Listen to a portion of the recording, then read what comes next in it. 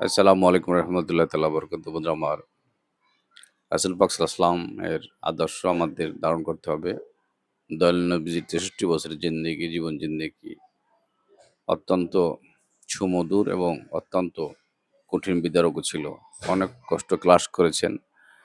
এই যে এই ধরাধামে এসেছে এবং এই ধরাধামের মানুষজনদেরকে শিক্ষা দিয়ে গেছেন যে কিভাবে সংসার সমাজ করতে হবে, কিভাবে রাষ্ট্র পরিচালনা করতে হবে।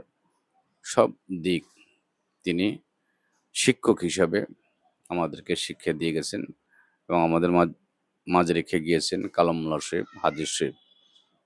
সেখান থেকে আমরা দলিল দেখে নিব এবং আমরা শুধরিয়ে চলার চেষ্টা করব এবং মানব মানব দানব যেন আপনার আমার দ্বারা কষ্ট না পায় সেদিকে আমরা খেয়াল রাখব।